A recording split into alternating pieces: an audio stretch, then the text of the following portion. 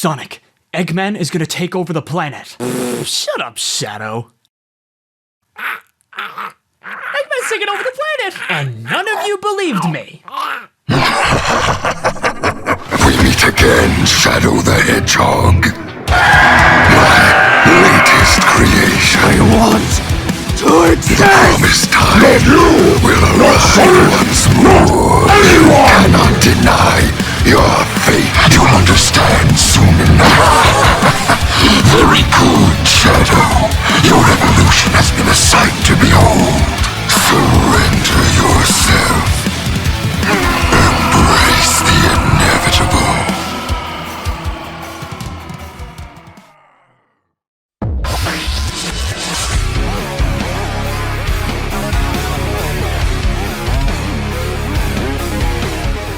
Hello everybody and welcome back. My name is Manga Writer, and at long last, the second part of my deep dive into Sonata Generations is up, where I go into the part that I think a lot of you were actually wanting to see in the first place. The shadow part. I mean, let's face it, this little black ball of edge was the very reason why this game has sold 1 million copies right out of the gate, and boy howdy did Sega advertise his parts to death.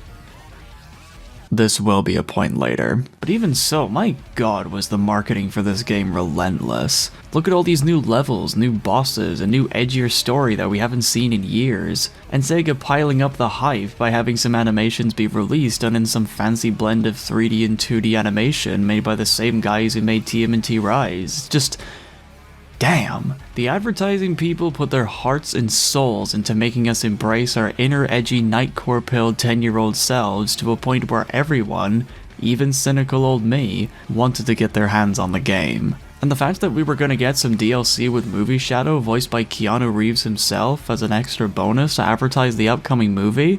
Fuck yeah. Said a lot of fans, but I didn't because I don't like the movies all that much. Spoilers, I didn't really enjoy 3 either, but that's for another time. But either way, to say I wasn't excited to get the game so that I could play the shadow parts would be a total lie. I was intrigued by the switch up in tone, and was wondering if Sega were actually going to commit themselves to giving Shadow a story that was filled with tragedy, regret, and tons of sincere edge. So I gave the game a playthrough, and well, I think the best way to talk about it would be to just go through the game itself level by level, and give you my thoughts in that fashion. So what better place to start than the beginning?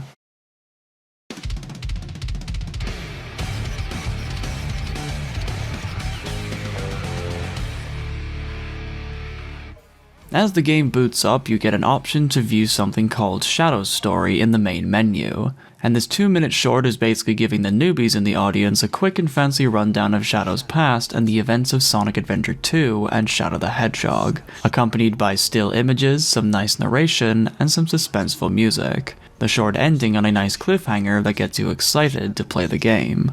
The past will return to haunt him. Pay attention, and you can learn a lot. Once you boot up a save file, you're greeted to the first opening cutscene, with the game starting as a flashback of Maria and Gerald waking Shadow up for the first time. The game making sure that you want to die for Maria very early on, and yeah, fuck, it's working. And with a very nice transition to the present, Shadow is looking for a strange anomaly detected by Gun on an old and abandoned space colony Ark. The Ark. That's interesting. The fact that the Ark is even still around in this timeline is something I think is just a bit amusing. I find it funny that nothing has been done to it, given that we have seen what it was capable of in Eggman's hands. But I guess everyone just unanimously agreed that nobody would touch it ever again, which is convenient for this story to happen. I guess Eggman got some principles after all.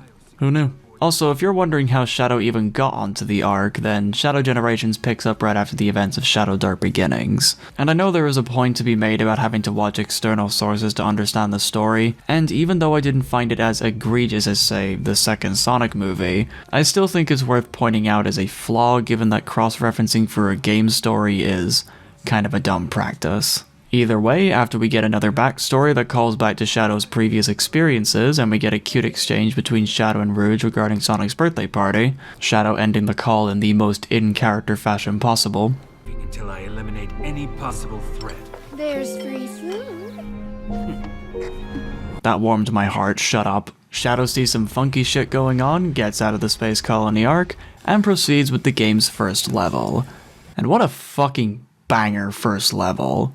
Not only does the game give you the legacy option like in Sonic Generations, thank the lord, but the way this level plays is just so damn solid. You have lots of winding paths to go down, various shortcuts, and tons of obstacles to get through, with the game even hitting you with a great QTE that makes full use of Shadow's new Chaos Control powers. Halfway through, the level transitions to a reality warping version of Radical Highway, all done by Black Doom, and this section was also really neat, even if a lot of the level was just grinding on rails and sliding down buildings. Shadow's slow acceptance of Black Doom being back and vowing to destroy him for good is just some really good shit. And it's nice to know that the small tradition of Sonic enemies being used as ammunition is something that hasn't died yet.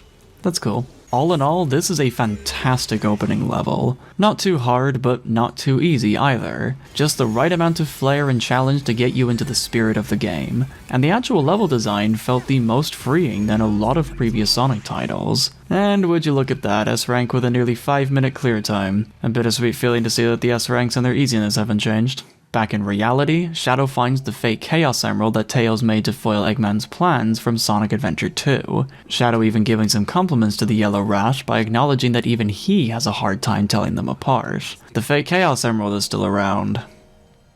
That's interesting. Again, I find it really funny that these things were just left alone after the events of Sonic Adventure 2. Tails just left one of his greatest inventions behind and just decided to not keep it for himself, even though the idea of using a fake Chaos Emerald as a way to foil Eggman another time has way more potential than what the writers believe. But even with that weird convenience aside, Shadow gets bombarded with the Time Eater, its theme making a glorious return as the monster does what it does best, throwing Shadow into a void, the music transitioning to a slow orchestral version of All Hail Shadow.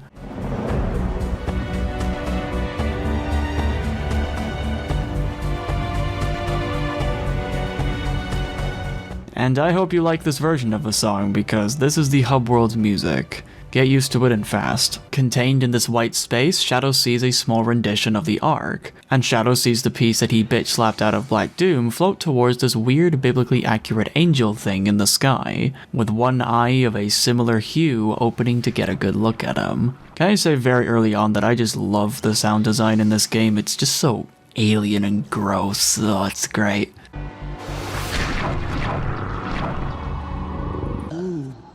Do it again. Also, Omega is here. Sure, why not? He doesn't really add anything, to be honest, but hey, I guess we can't have Shadow being too alone in this world. During round 2 of the arc, where the game shows off 2D sections that are a massive step forwards from Frontiers, Black Doom's powers show up again, but this time inject themselves into Shadow himself, resulting in a burst of power and the spawning of the first of many power-ups in this game, the Doom Wings. These wings are the iconic ones from the trailers, and they sure do live up to the hype.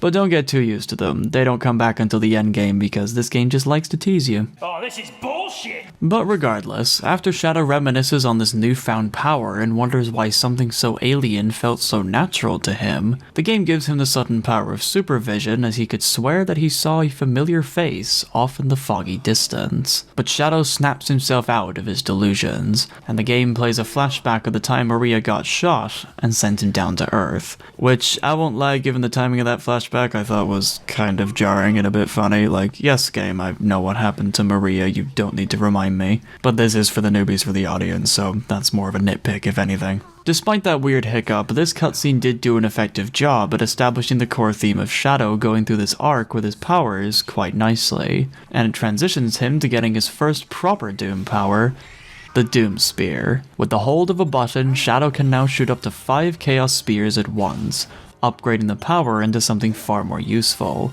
Also, I gotta say that I love how these cutscenes show that the absorption of these new powers is incredibly painful for Shadow, and he even goes berserk for a few seconds trying to suppress it. It's not very subtle, but it's still really good storytelling. Though his face he pulls here is quite funny, fucking looking ass. But as we venture further into the... You didn't see that. The game's second level commences. Rail Canyon. The one level from Heroes that thematically has some really cool ties to Shadow. Using the level where Shadow saw a broken up copy of himself and giving him the identity crisis on if he's actually the real thing or a copy. Alright Sega, fair enough. I appreciate that little callback. With those memories flowing back, Rail Canyon is a really nice adaptation of the original Heroes level, with lots of rail grinding, new enemies that require you to use the new spear powers, and the level transitions to Radical Highway again with Black Doom continuing to taunt you. This run of Radical Highway shows off how it functions as a 3D section, and I found it quite enjoyable to run through, even preferring it to the constant grinding of the first part of the level. After Act 1 finishes, you wake up another one of Black Doom's Angel Eyes, and once you play through everything you experience from Act 1 but in 2D, yeah, Rail Canyon definitely feels the most tunneled out of all the levels in this game. You get the next new ability, the Doom Blast. This ability gives you the power to not just punch enemies rapidly, but also allows you to launch them up into the air and send them flying in any given direction, allowing for more platforming and a cool way of beating a ton of enemies at once. This power just screams anime to me in the best way possible, and while it took me a minute to see that time doesn't slow down while you use it, I found that using this power opened up a lot of new possibilities. Plus, just kicking a demon into Kingdom Come and using that kick to travel a long distance is something that just scratches a primal itch, you know? Also, Orbot and Cubot are here, I guess, so hey fellas. But with this newfound power, you get access to the first boss room.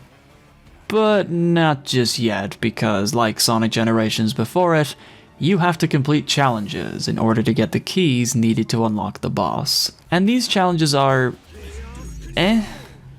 They're alright. They're really nothing to write home about and feel a lot like padding. In Sonic Generations, the fact that the game gave you so many options on how you would get the keys was one of its redeeming qualities. It was kinda cool to figure out which ones would give you beneficial abilities and which ones would make beating the game a lot easier and faster. But here, there's no such variety. You have to beat the challenges the game gives to you, and the challenges really aren't that engaging. I just found them generally to be a bit underwhelming.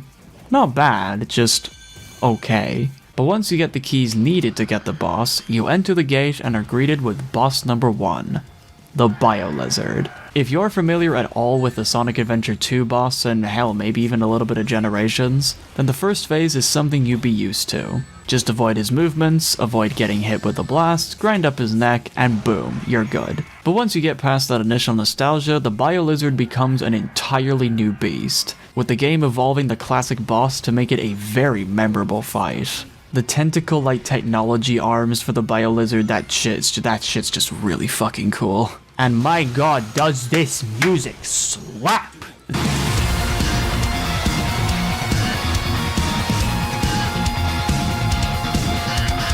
They got Richard E.B. to do the guitars for this boss, and my god, the way the theme takes the old track and adds in so much more oomph to it is just, it's amazing.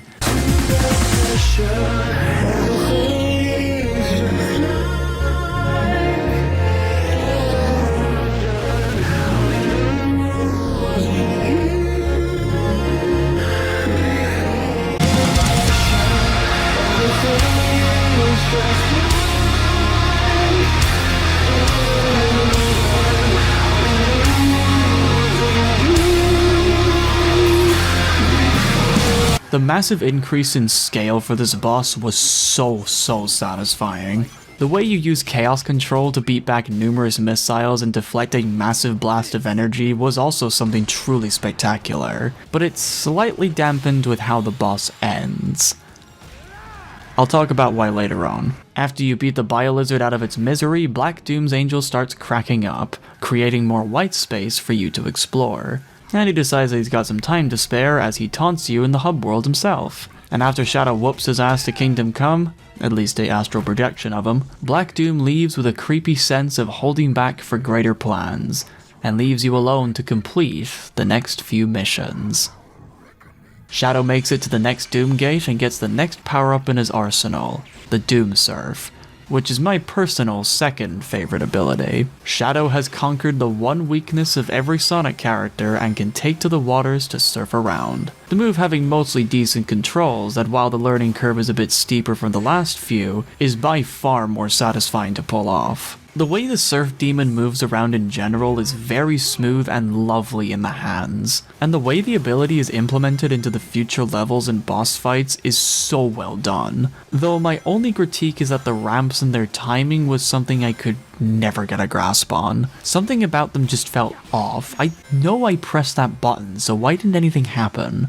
This ability definitely feels like an extension of Shadow's powers, rather than just another upgrade. And with these newfound surfing skills, Shadow is off to tackle the world in a timeline that he doesn't remember with the power of America, Kingdom Valley from Sonic 06. Once again, a very good choice given all that happened in this location many years ago. Kinda doesn't help Black Doom out and mindfucking Shadow that much, but hey, I guess he thought it was neat. And I just gotta say, I think Kingdom Valley might be one of my favorite levels in this game. The sheer magnitude of this level is fucking awesome to go through. It feels big, like crazy big. And the game's return to more pathways being available and the level having many more quick reaction set pieces is a great step up from Rail Canyon. This level also allows you to build up your skills regarding the Doom Surf, where you have to avoid various obstacles with quick movements in order to not get damaged. Kingdom Valley was overall a really good world, that not only has the stuff you've grown to be used to,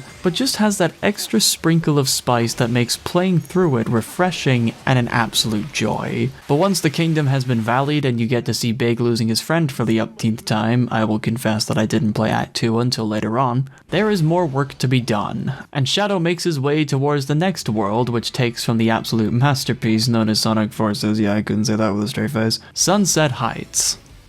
Sunset Heights in Shadow Generations. A game that takes place during the events of Sonic I'm sorry, what? Why is Sunset Heights here? Aside from the logical excuses of the game's engine probably having these assets and the fact that Shadow technically was in Forces, so I guess this counts, the fact that Sunset Heights is here just raises an eyebrow for me. When the fuck was Black Doom ever given the ability to look into the future even with all the time meter bullshit? Why did he think this was even necessary? It's not like the events of Forces would mean anything to Shadow right now. Hell, if anything, he'd probably just be confused. Black Doom, you are supposedly making Shadow see his past and his true destiny. Why are you suddenly bringing up his future and oh my god, Radical Highway, will you go away? I can see people defending this by bringing up that because 06 is here and that game is a separate timeline, the game putting in future levels makes a bit of sense. But I don't know, I feel like even that kind of excuse is pushing it a little bit. Sunset Heights being here just makes no sense in the story. They most likely used it just because Shadow was in Forces. Honestly, I just think it's hilarious that Shadow experienced Sunset Heights early and either just forgot to mention it to anyone when he got back, or probably did tell everyone and nobody believed him. Either way, I think this little blunder is just kind of funny. That being said, however, Sunset Heights received a massive improvement over Forces. Not only is it a lot longer than any level from the original game, but the way that Generations implements all of the abilities you gain so far and all of the creative set pieces, this game is basically showing what Forces could have ended up being if it was good. It made playing through it a bit bittersweet, but I still enjoyed myself nonetheless. So after the level that really shouldn't be here given the timeline of Sonic Generations, we get to another cutscene where Shadow sees someone being chased by demons, defeats them with his cool anime powers, and comes face to face with not just Maria, who gives the most in-character reaction to seeing Shadow, but also Gerald Robotnik. And I gotta say, I love the way that Shadow expresses in this scene. His eyes are just so full of conflicting surprise, and his inner dialogue of thinking that there is a possibility to change their fates is one that, while you know is really going to sting in the end, gave the game a bit more emotion to it. I'd say that while I found the Maria and Gerald stuff to be a bit lackluster given the nature of the game's short runtime, I still found their addition to be a welcome one. Giving Edgy the Hedgy some more drive to kill Black Doom is always a plus. You look grim. Are you alright? I'll be fine. We'll all be fine. And the business. We call this foreshadowing. Also, this small text interaction between Maria and Shadow... Alright, game. Okay, I'm falling for it. Alright, Maria's cute. Jesus. But after getting to the boss gate and having to do a few challenges to get through it, we get to boss number 2, Metal Overlord. A boss that is just... this shit fucking slapped. Now that the game has given you the new Doom Surf ability, this boss is here so that you pretty much master it, making you throw bits of lost debris straight at metal and making sure to dodge various missiles and other obstacles, all while taking some chances to get in close and do massive amounts of damage. Characters going berserk on monsters tens of times their size is just something I will never hate. Thank you, Frontiers, for reminding everyone that Sonic characters doing this is really fucking cool. If you couldn't tell by that short description already, this boss is by far my favorite fight in the game. Everything from the scale, the skill, the voice acting, the implementation of controls, the thematics, everything was close to pure perfection. Ray Chase is giving the most brutal rendition of Metal Overlord that I have ever heard, and his screams of bittered rage at the fact that he can barely even touch Shadow despite having godly strength was orgasmic to listen to. You can't hope to defeat me! Accept your fate, you fake hedgehog! Stop scurrying around! I cannot be stopped! I will not be stopped! Be gone! Nobody can defeat me! Not you! Not Sonic! Not anyone! My god, Ryan Drummond walked so Ray Chase could sprint. The coolest part about this fight by far is when you use Chaos Control, and it straight up doesn't work. The game remembered that Metal Overlord was the result of Metal copying data from all the other Sonic characters, and hearing him gloat about having the same power you do was just... oh, it was so cool. This boss is just fantastic, and it all boils over to Metal throwing a massive set piece straight at Shadow, and Shadow finally finishes him off. In a very unsatisfying way, but I will talk about that later. Metal Overlord is defeated, and after a quick cutscene of the game reminding us of the lore of Shadow the Hedgehog for those who didn't play it, the game gives you another new ability called the Doom Morph, a form that allows Shadow to swim across large areas of purple goo and swing from floating goo balls. And I'm not gonna lie, this is probably my least favorite ability in the game. I found the general sluggishness of the morph's movements to be quite frustrating, and the swinging mechanic, while not the worst thing in the world, definitely took a bit of getting used to. The best way I can describe my experience with it is this. The Doom Morph feels like I was trying to control a piece of stubborn butter, and swinging felt like I was using a bungee cord while having a bowling ball attached to my waist. And that little boost you can do, yeah, fuck using that shit. It's like sprinting on ice and expecting you to get anywhere. Doing anything with this ability just felt really tedious and very unsatisfying. It's not only incredibly situational, but it just feels like it's slowing the entire game down. Pro tip for swinging: the morph will shoot in any given direction if you let go of the action button and you have enough length. Keep that in mind when you're going for the collectibles. But with Morphe at your disposal, the game pulls you to the next world of the story, Chaos Island from Sonic Frontiers. The level where I think the excuse of this being Black Doom and Time Eater bullshit is really starting to wear thin. Whereas Sunset Heights had at least some explanation that you could try and explain for its inclusion, Chaos Island makes absolutely zero fucking sense. Sonic Frontiers has no connection to Shadow whatsoever. Why is it here? If they were going to choose any level for Frontiers, why did they choose the most boring and bland island besides the name? Why did anyone think they could get away with reusing Frontiers assets in a game that's taking place during Generations' timeline? Sonic has to go through his past and that's it, whereas Black Doom is so forward-thinking that not only is he making Shadow go through his past, but also his future, even going through one level in a world that he never even went to. Just why? Everything about the inclusion of Chaos Island just feels wrong. It's certainly one of my least favorite moments in the game that so far was doing pretty good. Even if I took out my complaints surrounding its relevancy to Shadow and its place in the plot, the levels here just generally aren't that fun. The Doom morph is also used in full swing here, no pun intended, and it never felt as fast-paced or engaging as the levels before it. The platforming just felt very clunky, and the sense of scale that the other levels had are just gone here. Ironic given all the shit you would do in Frontiers. You know your level's worthless when Black Doom is not even arsed to remind you of Radical Highway. At least in Kingdom Valley he was admiring the pretty scenery, here he just gave up. Also, what in the fuck am I listening to?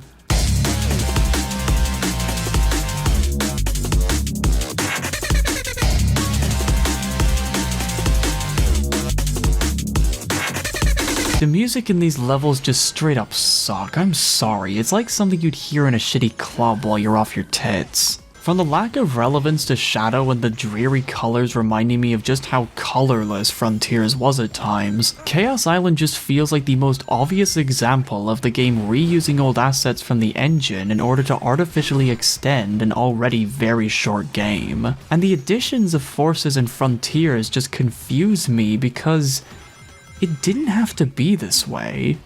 I'm sure I'm not the only one that finds it odd that out of all the games that Sega could have used and reimagined into really interesting levels, it's just baffling that for some reason, Shadow the Hedgehog just got ignored. Guys, I know you have Black Doom as the main threat, but why not go the extra mile and add in Shadow the Hedgehog levels? It's not like there's none to choose from, that game has plenty of stages that you could try and implement and adapt. And before I hear anyone defend this game by saying that they probably didn't want to repeat games, they already did. Space Colony Arc and Radical Highway are both stages that came from Sonic Adventure 2, so repeating games would have been absolutely fine. Hell, adding in Shadow the Hedgehog levels would make more sense plot-wise given what Black Doom is trying to do with Shadow. So why not commit and add in, say, I don't know, Westopolis, Lost Impact, Iron Jungle, Glyphic Canyon, Mad Matrix. Literally anything from Shadow's titular game would have been better than fucking Chaos Island. Also, I know it's been memed to death, but having Black Doom be so obsessed with showing Shadow Radical Highway when he himself has never seen it just confuses me. Sega, Westopolis was right there, why didn't you use it? God, you know it's strange when I'm saying that they should have doubled down on the fan service, my goodness Sonic does weird shit to me. But after that very disappointing grey zone of nothing, we get a cutscene of Shadow having a back and forth with Sonic, where the writers take the opportunity to reference both Adventure 2 and Heroes in one conversation. I will still greatly prefer the way OG generations handled its references, but I've spent an entire video ranting about that, so I'll just move on and say that I found this interaction a little forced. We get an extended scene of the Sonic vs Shadow fight where Sonic wins, he fucks off, and Shadow reveals that he gave Sonic a fake emerald, giving Rouge the job of fixing the switcheroo once he's all done with Black Doom. Yeah, I found this cutscene to just be kinda pointless and tacked on just so that this game can make sense alongside generations. And I don't know, the fact that Sonic isn't a boss fight here left me very disappointed. It would have been cool to whoop his ass with all the new Doom powers, but no, Shadow gotta hold back because, honor and all that. Also, yeah, Rouge's new voice is really bad. Look, nothing against the actress, she just doesn't fit this character. But once the next few challenge gates are completed, the game adding in one more key because this fight is gonna be very special. Boss number 3 is none other than Mephiles the Dark. And this right here is where I can finally mention one of my bigger issues with Shadow Generations. And it's an issue that is sadly not even its fault. The advertising. Sega was so keen on getting you to buy this game that the trailers and gameplay footage got to a point where barely anything in the game was surprising because the trailers gave away basically everything. Yeah, Metal Overlord is an extremely good boss and he would have been such an adrenaline pumping fight if I didn't know how it ended because an advertisement gave it away. But the crowning achievement for ruining the surprise was easily Mephiles, the biggest example of the game's advertising ruining the Shadow Generations experience. When I played through the game, I got to Mephiles' part and was like, damn, yeah, this stuff is really cool. But I wasn't invested in it in the way that I should have been. To describe this perfectly to people that just don't really understand what I'm talking about, the way the game actually builds up towards Mephiles was really well done. After beating some stages, you are forced underground where the architecture becomes much older and ruinous. And on the ground, walls, and ceiling, this cavern is filled with the purple goop that you need the morph to get through. A goop very similar to the one Mephiles used to evade attacks and transform into his true form in Sonic 06. Even the music changes up as you go through this part of the level, reminiscing a lot like Mephiles' old theme.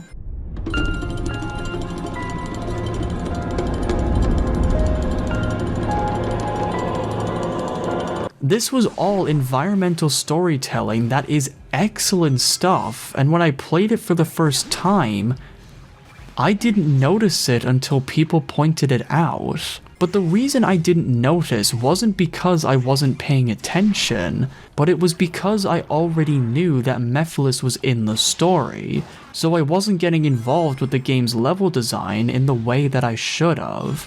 Basically, I wasn't hyped to fight Mephiles because the trailers spoiled him for me. And this is something that Sega just has a very bad habit of doing. They get so caught up on hyping up their games that the final releases have close to nothing new to show off. I feel that if Shadow Generations had just focused on the levels, one or two of Shadow's abilities, and maybe just the Bio-Lizard and Black Doom stuff in their advertisements, bosses and levels that related to Shadow's main story, then massive set pieces like Metal Overlord and Mephiles would have had a much bigger impact. This would have all been amazing to experience with fresh eyes, but the trailers gave everything away.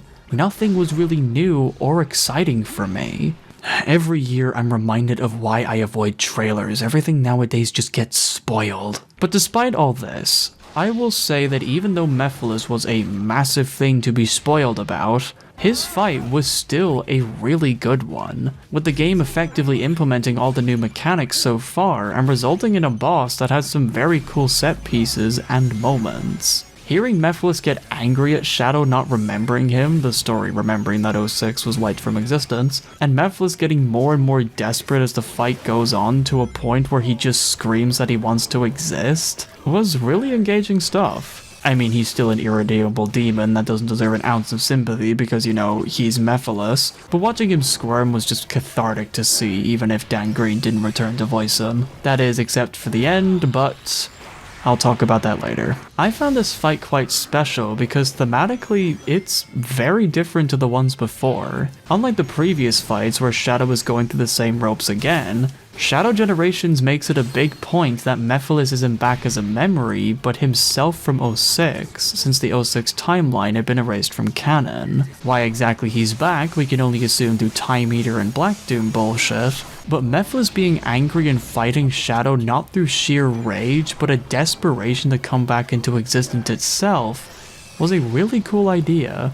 Also, having Shadow not remember Mephiles at all, and in turn being so cold and unforgiving towards the fate of what he can only assume is a weird anomaly, is such a cold moment for Shadow's character. It goes to show that through the eyes of his enemies, he's a merciless killer with no regards towards their fates. It's very interesting. But after Shadow beats Mephiles and says a very edgy line that made me smile, we get to around the endgame. Black Doom taunts Shadow again, making him get angrier and more bloodthirsty, and Maria, because she's pure cinnamon roll, manages to pull him out of his rage and see the light by giving the most 2000s and completely sincere, cringy speech that goes all the way back to just being cute. It's my heart to see you so full of anger. This isn't who you are. Do you know why I named you Shadow? Because without light, there's only darkness. But a shadow will show you where to find the light. Do you understand? I don't want you to be driven by darkness. I want you to be happy. Stand in the light with peace in your heart. No. Look, I know that I come off as having no joy, and I can definitely be very cynical at times. but this cutscene did genuinely make me smile. Her moments might have been few and far between in the game, but I still do appreciate the loving and supporting personality that the game gave Maria. It makes the arc that Shadow's going to go through a lot more engaging, where in his darkest hours, he has people looking out for him. Good fucking soup. But can I just say I think it's odd that Shadow would ask Gerald Robotnik such a strange question? Like, Shadow, you would already know what's happening. Like, what? But back up at Waste of Space Mountain, Shadow gets the last form, which was the first ability you use in the game, the Doom Wings, triggering another cutscene of Black Doom's balls bursting and making the sky go red, which when you remind yourself that this is happening right alongside Sonic Generations, it leads to a few funny thoughts and scenarios. Da da da da da da da da. Da da da da da da da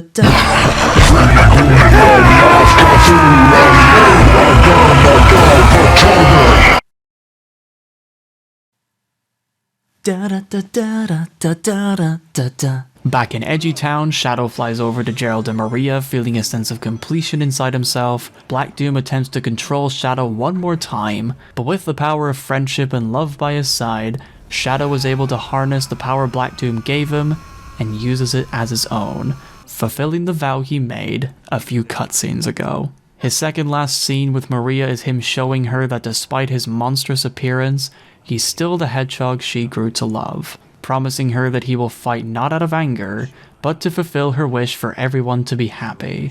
And he gives Maria the most natural, warm, genuine, friendly, and supportive smile that I have ever seen a Sonic character pull.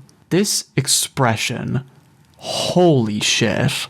I don't know who modeled this Shadow, nor do I know who specifically animated him pulling that face, but to those people, I hope your pillows are cold for the rest of your lives. That change of the shape in his eyes, the tiny uplift of his head, the way his mouth so seamlessly transformed from the hard scowl into the softest grin.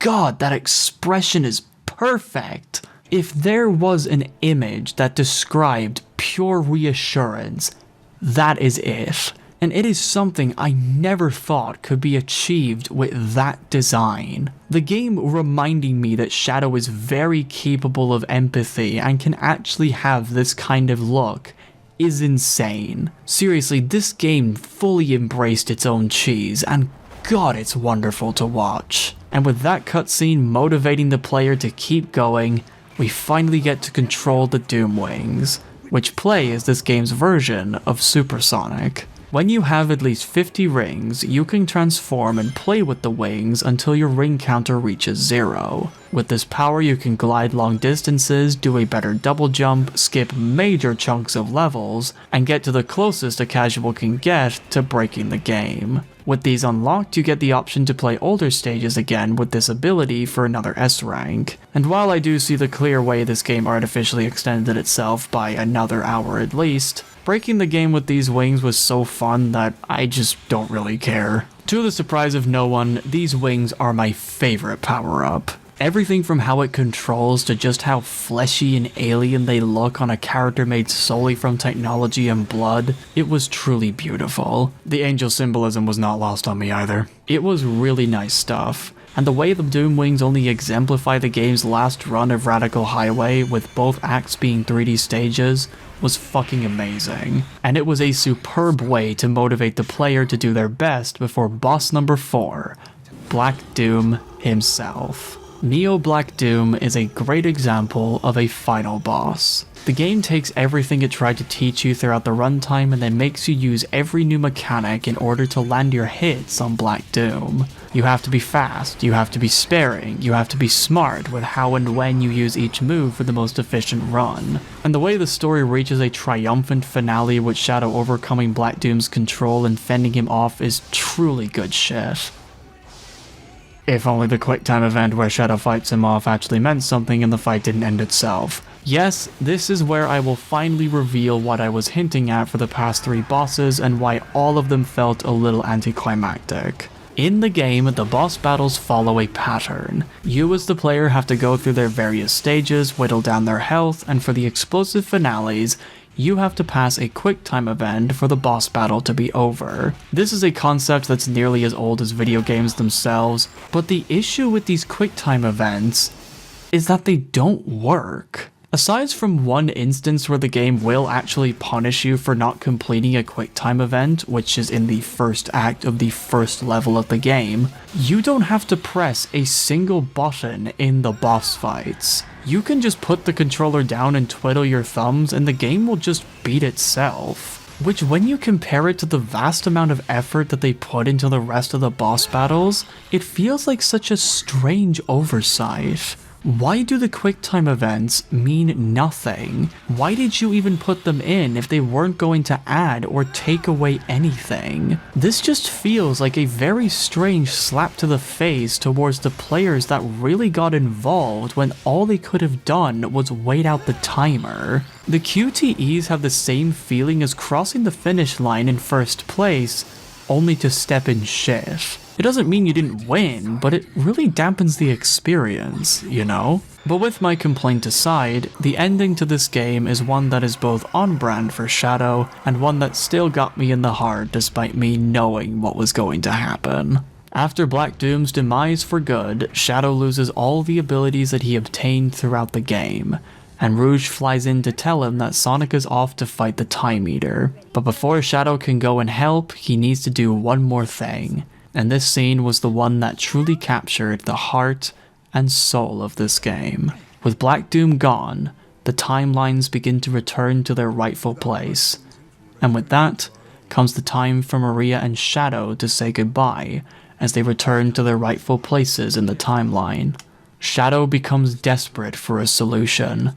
He wants to use Chaos Control so that he could keep Maria and Gerald with him forever, but deep down he knows, and Maria outright states, that to do so would be foolish, and would even be a cruel decision. Shadow doesn't have the power to change their fates. The fate of Maria is one that is set in stone, and Shadow can do nothing to stop it. Even though she doesn't know what will happen to her, Maria still comforts Shadow, saying that whether physically or spiritually, she will always be with him. A speech so childish, yet so sincere and warm. Shadow also not being able to tell Maria what happens is just, oh god, that's so gut-wrenchingly sad. Knowing what he must do now, Shadow speeds off to help Sonic, and as he rushes past Rouge and never looking back, his sadness can be seen on full display, as tears wash out from behind him like particles of rain, ending the story on a tragic and bittersweet note.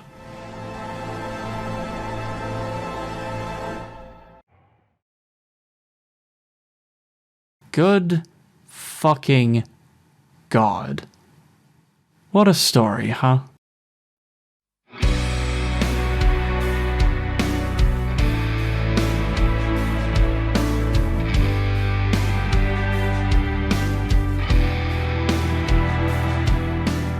What I really appreciate about Shadow's story the most is all the themes and hidden details that you can find inside the game's early levels and every boss fight. Taking away Chaos Island and Sunset Heights, which were really just filler, every confrontation that Shadow gets in shares a purpose to symbolize how far Shadow has come from his roots in Sonic Adventure 2. Chari5 made a very good video that I highly recommend you go watch because it goes more in depth with Shadow Generations' bosses and how they all connected to Shadow in some way. But to summarize his points here, each boss in Shadow Generations was chosen for this game because these bosses symbolized something that Shadow, in his past, could have ended up being. The Bio Lizard is a representation of Shadow if he was never perfected, and had the mindset of an animal. Meadow Overlord is a representation of Shadow if he saw himself as better than others, gave up his humanity and tried to take over the world.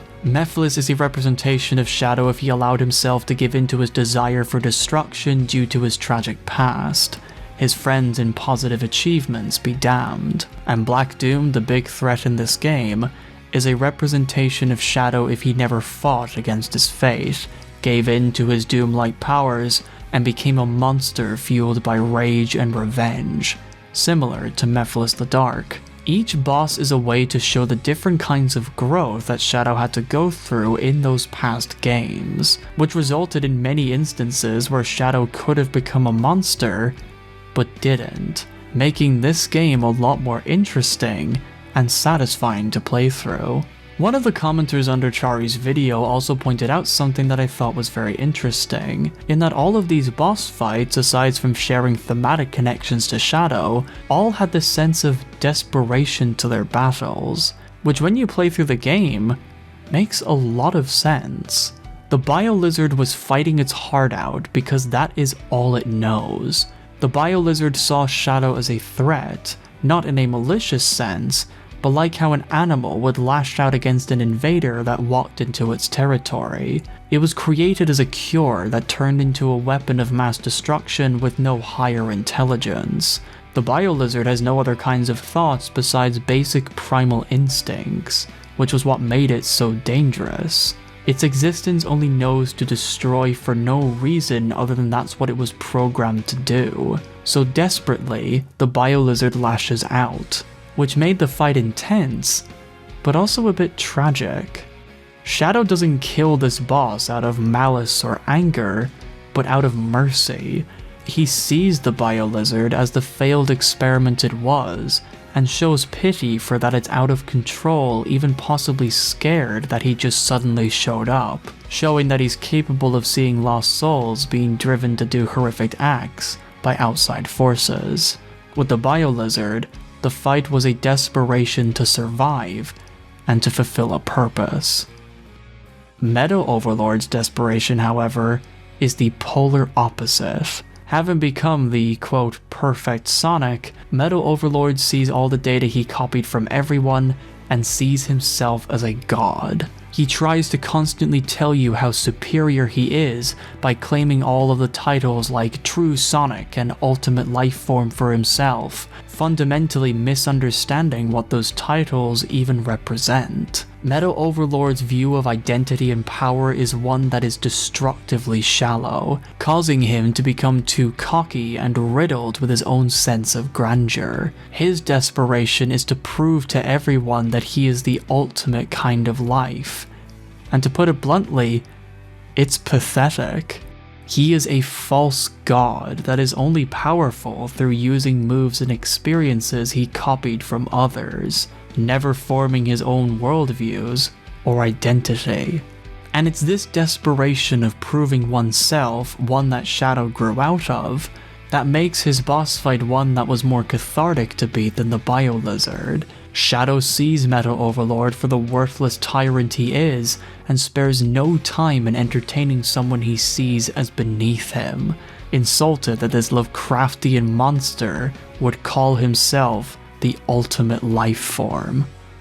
With Mephiles, his whole fight is just him trying to get back in the timeline, and he's trying whatever he can to win. But because Shadow is so much stronger from experience that he now has cool Doom powers that he didn't have before, this fight is one that Mephiles was not prepared for, making this boss battle less of a fight and more of a beatdown. I know that from a gameplay standpoint, Mephiles' fight being a bit too easy isn't exactly something I should praise, but from a story standpoint, damn does his lashing out feel a lot more impactful with that in mind. This boss manages to combine the vibes of the previous two fights in that beating Mephiles is cathartically tragic. It's great to see his ass get beaten again, but seeing him try so hard and fail was something that made this one a really special fight. For Mephiles, the desperation manifested into just existing, fighting against a fate that he can never achieve.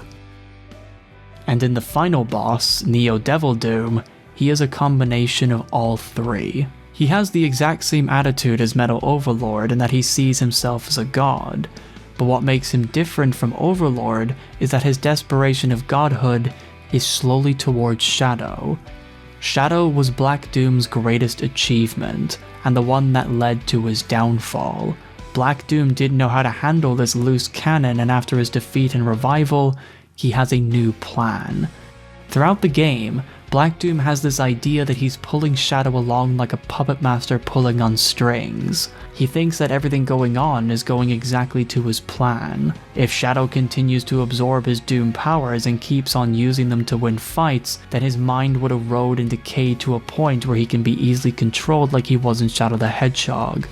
Similar to the Bio-Lizard. Shadow only had powers of chaos all those years ago when Black Doom tried to manipulate him to do his bidding before. If he can just get Shadow to rely on his newfound abilities, then this time around, things could be different.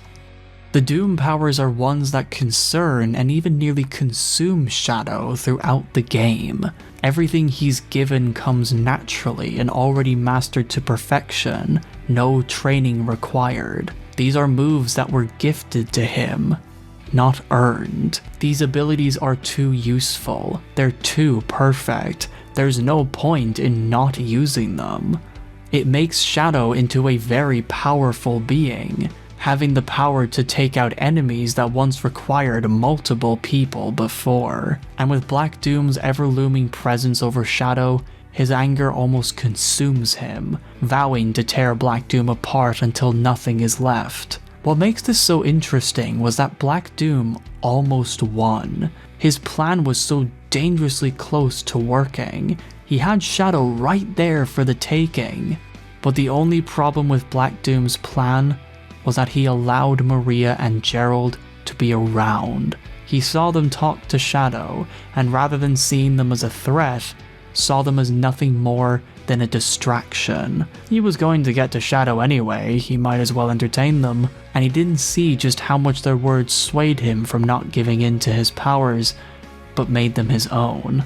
So, for the final fight, Black Doom is going all out. If he cannot convince Shadow through words, he can try through brute force, using all the powers he has to try and get Shadow to become his slave, to show him what he could be if he allowed himself to give into anger and vengeance. Black Doom's fight is the representation of Shadow's past desperately calling to him, desperately wanting to grab him and drag him back into the pits of despair, feeling once again the comfort of shared misery and the desire for destructive revenge.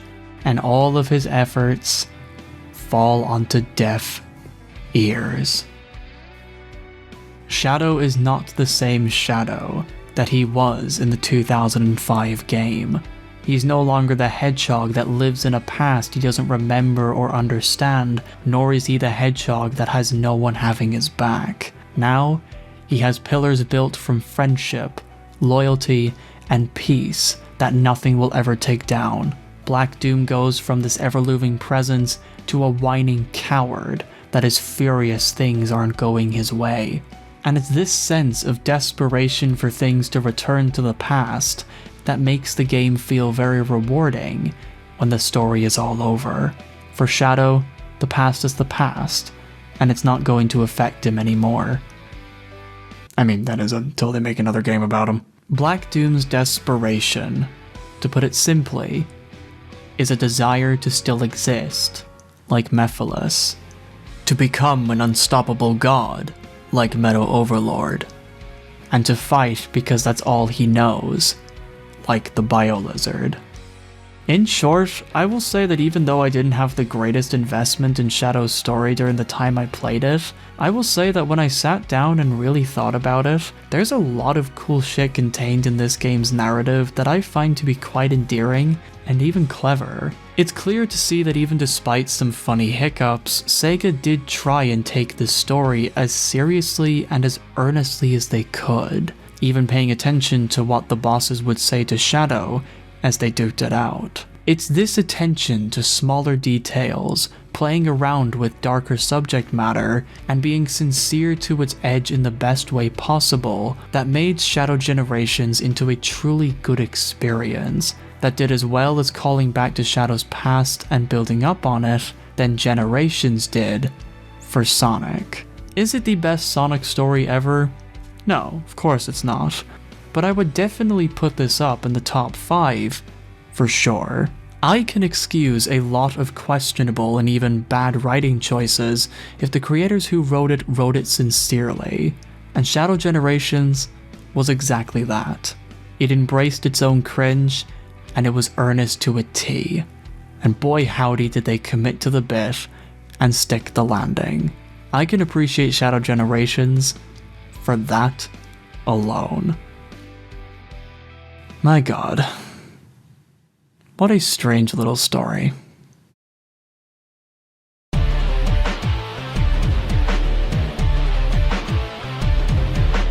So with the game having a lot of ups and only a couple of downs in its story, it's time to properly dive into the gameplay, which I can confidently say is really, really good.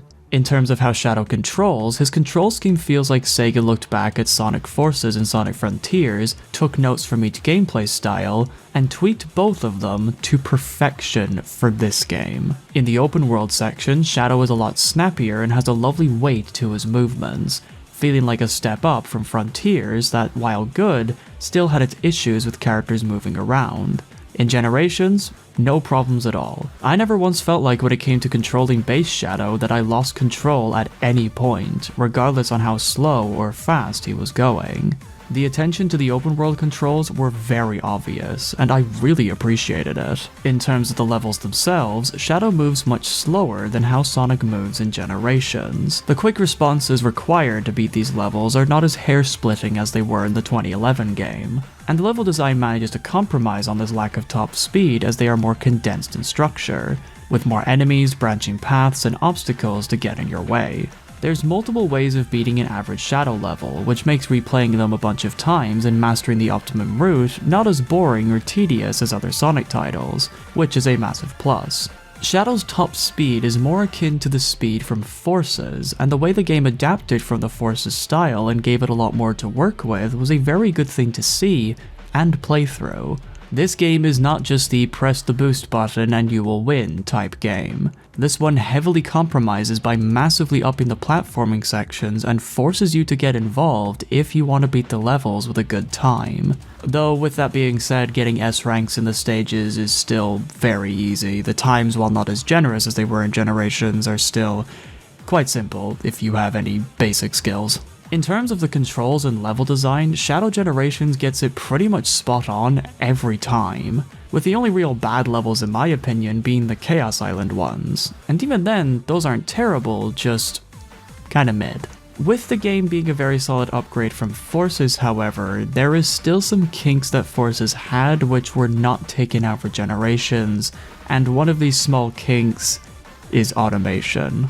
There are a bunch of times where in some levels the game feels quite on rails, the game forcing you into a set piece that if you had actual control over would have made for a truly excellent experience. Yes, it is fun to watch a bunch of these moments for the scale, but sometimes it felt like the game was too scared of the player messing up, and therefore took away your control so that the really cool moment can happen. I feel like an easy fix here would have been to just use QTE, surprisingly, but hey, Sega didn't do that, so here you go, sit back and enjoy the ride for a couple of seconds, I guess. But once you are back in control, Shadow spices up the gameplay even further with not just the Doom power-ups, but also some base powers that you can use a lot more frequently. When fighting enemies, you have the homing attack that has the added advantage of being a teleportation ability with really good range. So if you see an enemy that you assume you can't hit because you're so used to playing as Sonic all these years, then don't fret. Our boy sees a fence and like an immigrant crossing a border says, no.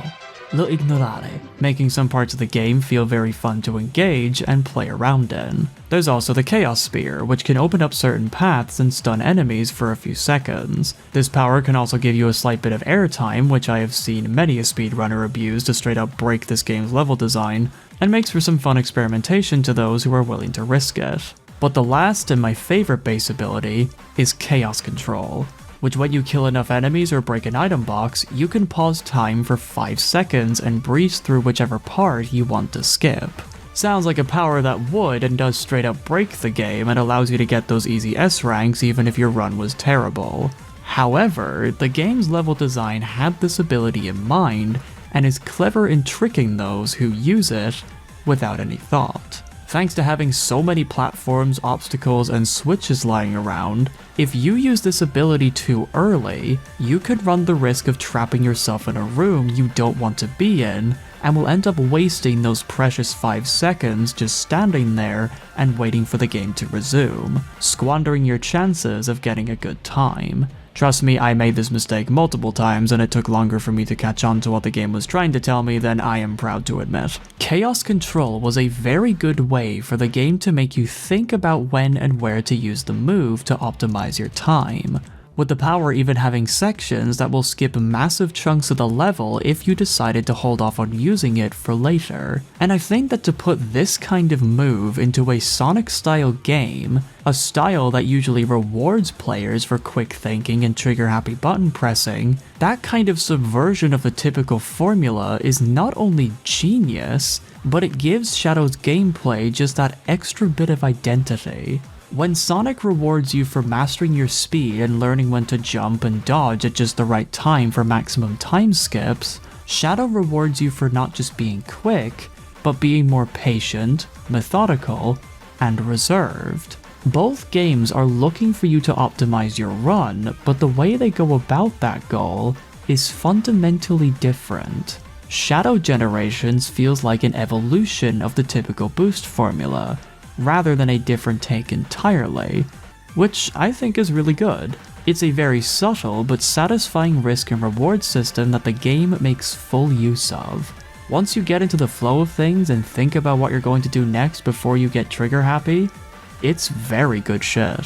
However, this sort of gameplay has a big flaw, and that flaw to me is the lack of actual punishment. Back in Sonic Generations, while the times needed to get an S rank were very merciful and easy to get, one requirement that the game asked of you was that you couldn't die at any point in the level. If you nearly reached the end and you died, then tough shit, embrace your A rank or do it all over again. And while that's not really much of an ask, the fact that Sonic Generations asked a perfect run from you is something that made getting the S ranks just a bit more rewarding, calling back to older games that required a perfect run. But in Shadow Generations, this is not a problem. All the game asks from you is that you beat the level under a certain time limit, and that's it. You could die over and over again, but if your time is still under the limit, that S rank is yours. And I don't know, but the lack of the game's insistence on you mastering the level by not dying felt like getting the S ranks weren't as rewarding as they could have been. There's also the fact that Shadow Generations just took out lives entirely, so you will never have the misfortune of getting a game over, which, while yes, I understand is how games are just made nowadays, it definitely neutered the difficulty quite a bit for me. I feel like for a game like Shadow Generations, game overs and lives, and getting perfect runs to get an S rank would have been perfectly acceptable. Come on, just bring back game overs and lives, kids can take it, damn it. I've already mentioned the bosses in the game and how I found each of them unique and challenging, but what I didn't bring up was that if these bosses were too easy for you, then fear not, the game has a hidden surprise. If you beat the main story of Shadow Generations, the game gives you a hard mode, which not only gives you a second run of the bosses, but also gives you some extra challenge gates that you can try your hand at besting. And these are...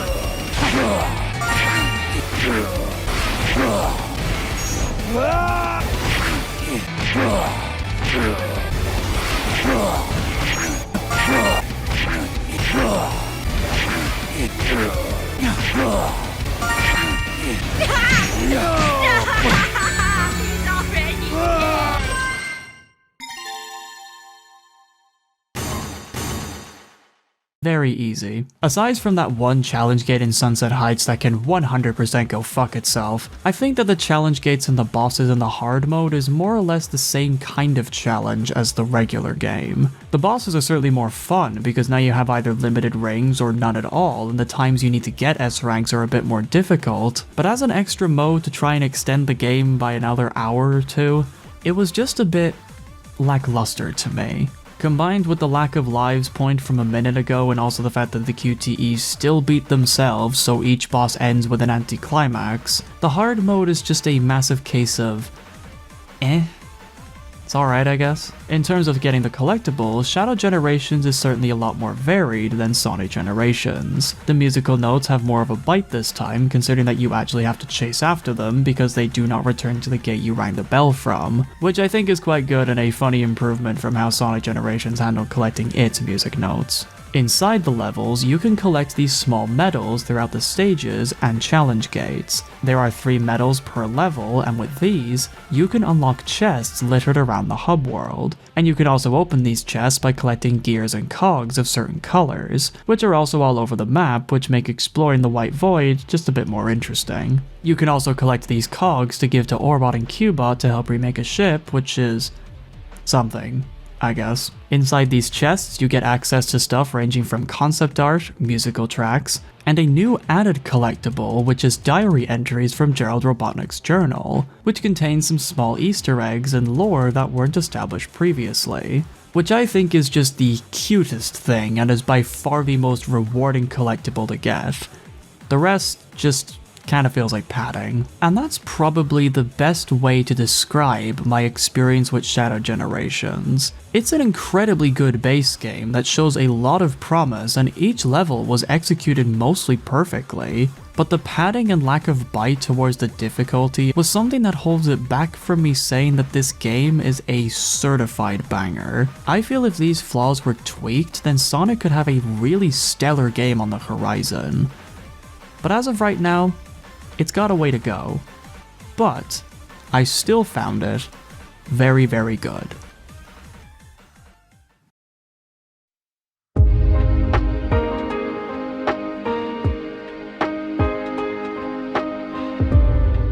So with my praise surrounding this game and all the good it had achieved along with pointing out some of the bad, do I think that Shadow's portion made the price of this pack worth it? Well, if you remember what I said about the Sonic portion about 2 months ago, my answer is still a fairly firm no. In terms of Shadow's content, I think it's great. Shadow provides a new fun way to play a Sonic game with all of his abilities and unique controls, and with his story being quite good, I can appreciate the game for trying to do something unique. It was a pleasant 3 to 10 extra hours of gameplay that was a welcome change of pace, and when it was over, like Sonic Generations, I just wish we had more.